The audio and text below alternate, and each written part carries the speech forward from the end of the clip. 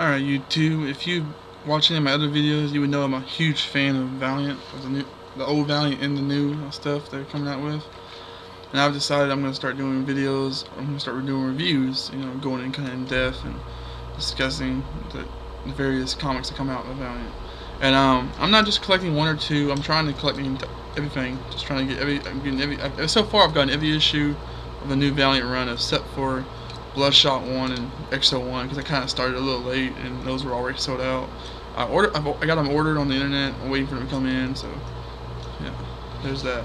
I'm also working on trying to get all the different variant covers for every issue, which is going to take some work and some money, but try. First of all, I want to go over Harbingers number 6. Well, this is the only one I'm going to have time for in this video. I'll do separate videos for each one. Really cool cover here, Zephyrin's the cover is like basically from the last panel in the last issue where Zephyrin saves Peter from Harada and his men.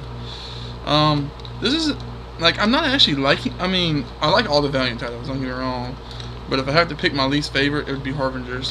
So far the Harbingers is kind of like my least favorite one. Archer and Armstrong is definitely my personal favorite, and then it just kind of goes to like I think XO and Bloodshot and Shadow Man, and then Harbingers at the end is the very bottom. And of course, Shadow Man's always issue 1, so you can't really judge it too much. Basically, this issue is all about. I really need to figure out a better setup for my webcam. This issue is all about Chris, the female lead from the show. Not the show, sorry, the book. This issue is basically explaining like how she feels betrayed and hurt by what Peter did to her, making her fall in love with him. And this issue is basically her story. It's her finally getting into the fold and kind of making her, putting herself into the story, and putting aside her hatred for Peter for the betterment of the two characters. The issue really starts off kind of slow and not really interesting. There's a lot of kind of pointless dialogue. There's a lot of backstory to her. There's a lot of her backstory that you don't really care about. Like it feels like they're just kind of forcing it on us. I gotta show you this picture. I love Zephyrin's costume that they come up with for her. It's kind of hard to tell, but it's basically like like a red. It's like a nightgown with like a big Z written on it, and like a shower curtain cape kind of thing. Just very homemade costume. I love that because Zephyrin's a very fangirl kind of character, a really nerdy character. So this is the kind of costume she would make. Yeah, and there's gonna be a few spoilers. I'm trying not to tell the entire issue, but it's kind of hard.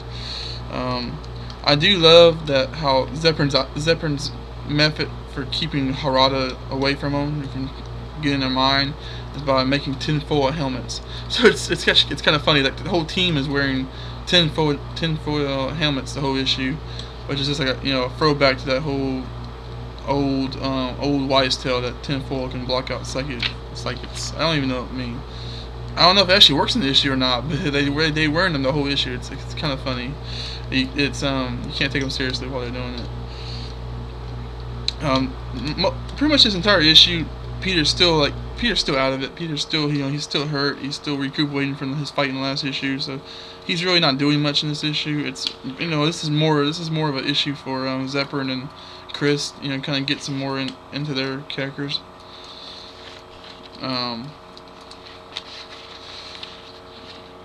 Yeah, pretty much here. It really is, when it comes down to it, it really is like like a character development issue. There's not a lot of movement in the storyline, not a lot of action, but there's a lot of character development between mostly Zephyrin and Chris, and a little bit on we do get a tiny little bit of like of Peter's kind of like backstory, but not very much. I will say this is the first appearance of Project Rising Sun in the Harbinger comics since the first issue, or since the second issue.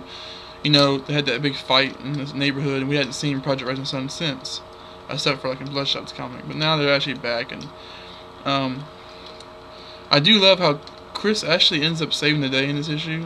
Or she comes up with a plan, and this really kind of elaborate like setup. Spoiler alert, if you I'm gonna tell you a spoiler, so cut this video off if you don't want to hear it.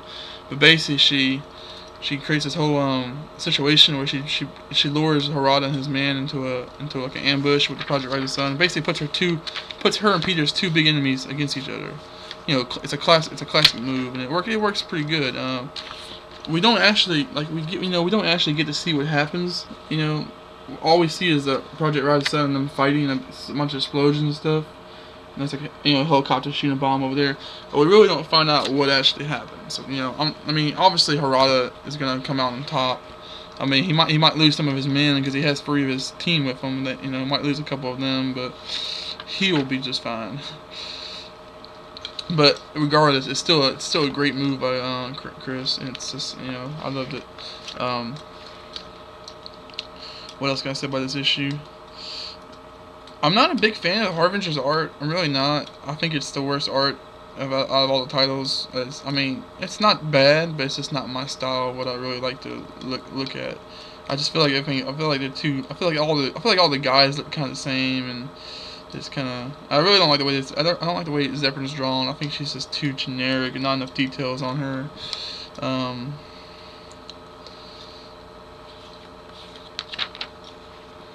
I do like how at the end, Chris finally decides to join the team and help fight the war against Harada.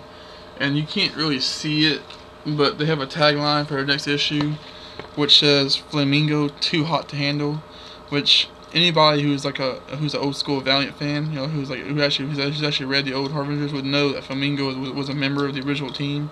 She was one of the original 5 members. She's like a southern.